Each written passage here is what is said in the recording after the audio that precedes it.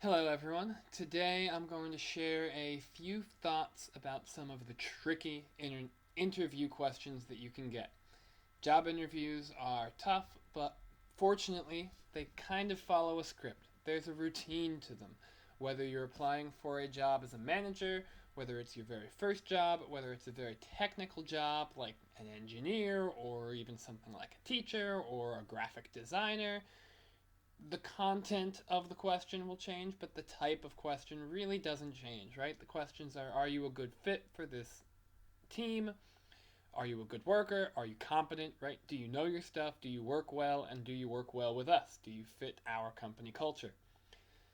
Of course, just like every job interview has those easy questions, I'll call them easy because we can know the answers to them, there's always a trick question. There's always a difficult question.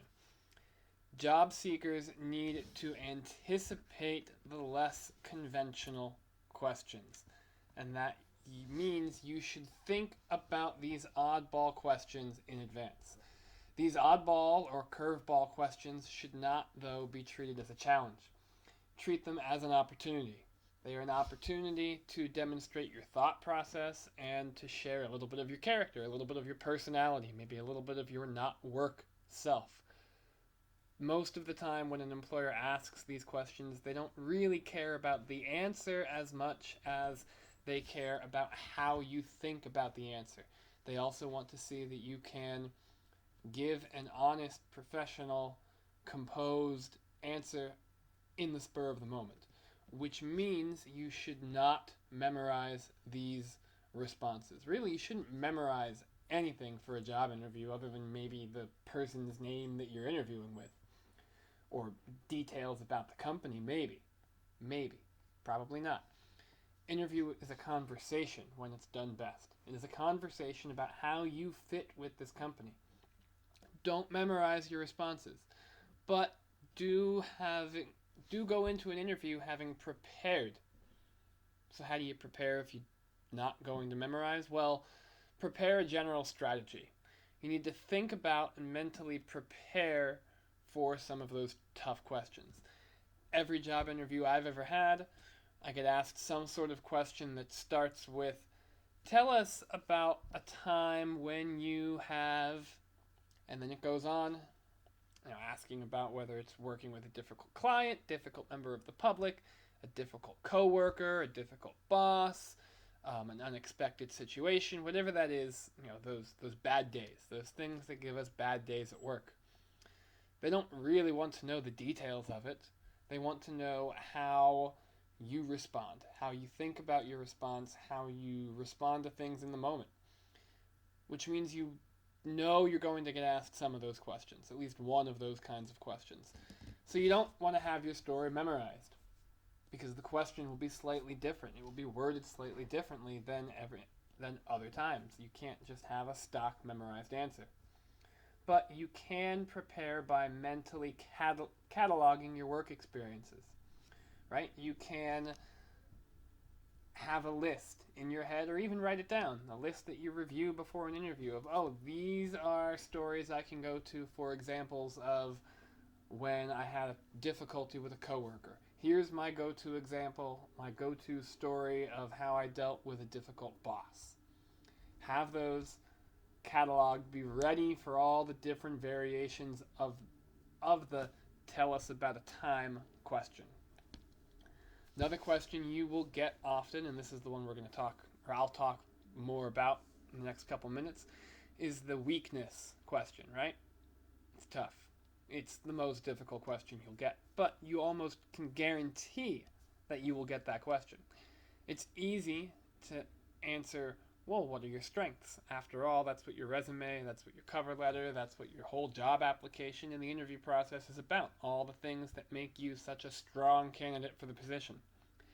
What about your weaknesses? You can get this question in many different ways. Sometimes they're direct. Those are nice. The direct question of, what are your strengths and weaknesses? Well, there you can split the question. What are your weaknesses? What's your greatest weakness? Maybe they're a little tough and they ask, what are some of your weaknesses? Oh boy, you want more than one weakness now? They do that because they know that people get this question. They know that you'll often prepare one answer at least. They want to see what else you have, right? They might ask a follow up.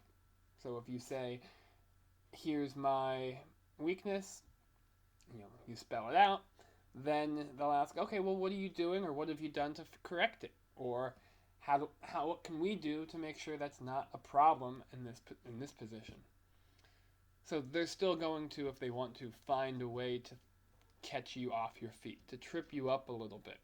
The point isn't to trip you up, the point is to see how you respond when you are tripped up, to how you respond when something uncomfortable and unforeseen happens. And it will happen in the job interview. Something will go wrong.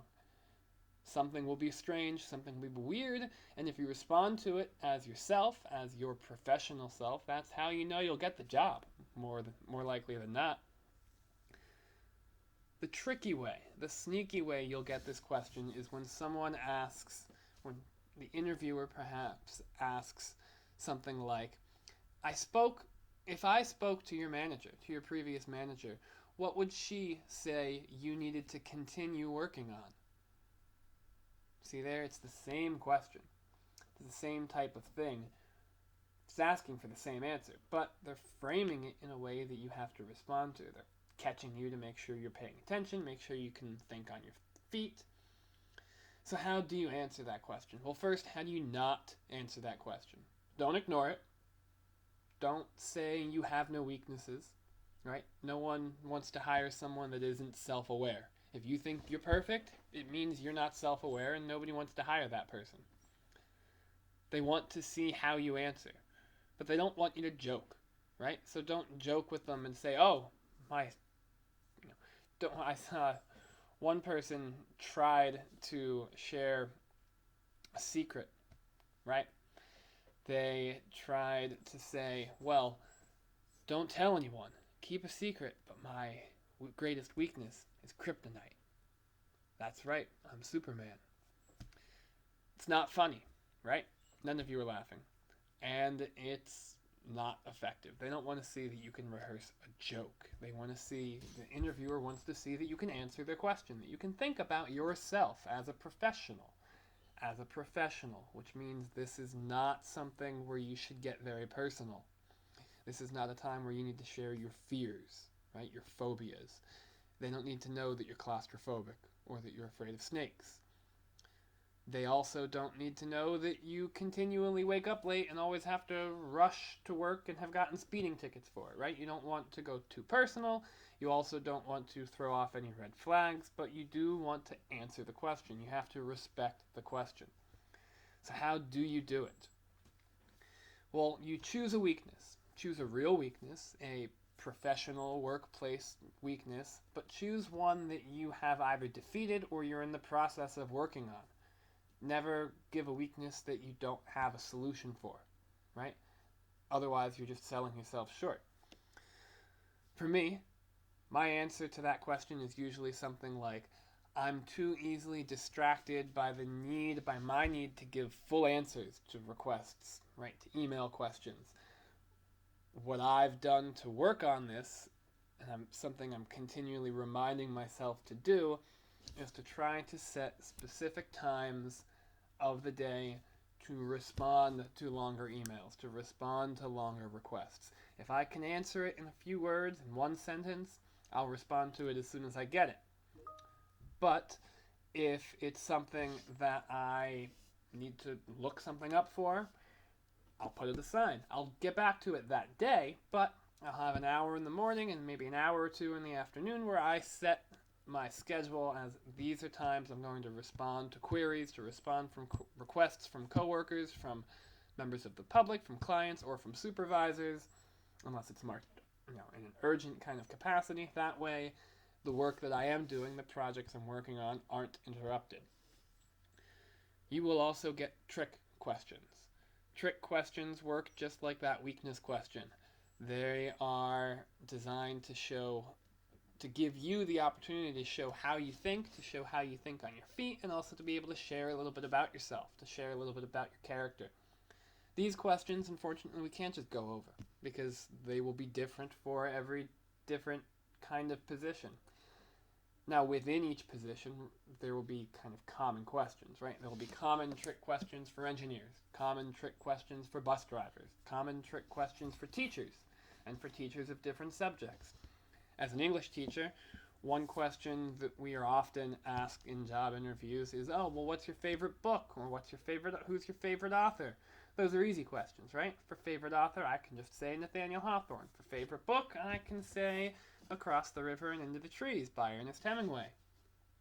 Easy questions. Some questions seem easy, but they can also maybe divulge something. One question we also get is, oh, what are you reading now?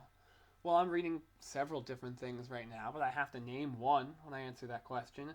I don't want to give away anything personal, though. You don't want to necessarily show off. You don't want to lie, obviously. You don't want to make something up. They'll see right through that. Or worse, they won't, and then you'll get the job and not be as good a fit for the company, for the position. But you need to answer the question. You don't want to say something that gives away, any religious beliefs, anything you aren't comfortable sharing in an interview. Which means it's always a good thing to be reading, of course. And if you have kids, maybe you can answer, well, last night we got halfway through The Cat in the Hat with my son, but maybe you don't want to say that because maybe you haven't mentioned that you're a parent. Maybe you don't want to broach that. That's not something they can ask in an interview. Why would you bring that up? So for me, right now, if I were interviewing for this position, I might say, hey, I'm reading Why Girls Fight, which is a study of female youth violence in the inner city. It's an interesting book. It allows you to, that question would allow me to show, hey, even in my off time, I'm still thinking about this work. I'm still thinking about this job. The question I always get tripped up with, I was asked it once, and I couldn't remember the answer. Even though I'm an English teacher, I have a very bad memory for names and characters. One of the questions I was asked once is, what character from literature that you've read do you feel is most like you? The answer is Miles Coverdale from Nathaniel Hawthorne's The Blithedale Romance. He's an engaged character. He's always engaged in what's going on around him, in the world around him, in his fellow characters, in the setting. He's engaged in kind of a philosophical way, as well as a practical way, but he's often found kind of sitting back and observing, reacting internally rather than visibly. That's why I connect to him. You need to have that answer because there are other problems with characters, and you need to have the explanation because not everyone will be familiar with that character. But before every job interview I've ever had, I always go back and check and write a little note to myself, often in the car right before going in for the interview, what that character's name is. Because I forget it, and I know I do, but I know that's my answer. Be prepared for the strange interview questions, but don't memorize your answers. Those gotcha questions, those tough questions are useful for the employer and for you. They're more useful for you, really. It gives you an opportunity to show something of yourself that they wouldn't expect, right? Amazon sometimes asks people, if Jeff Bezos were to come in this room right now and offer you $1 million for your best entrepreneurial idea, what is it? Google often asks people, how many windows are there in New York City? We don't know those answers. We certainly don't know how many windows there are in New York City, but it's the way you respond to the question, think about the question, the way you demonstrate your thinking, and the way you bring yourself, your personality to work that will land you that next great job. Good luck.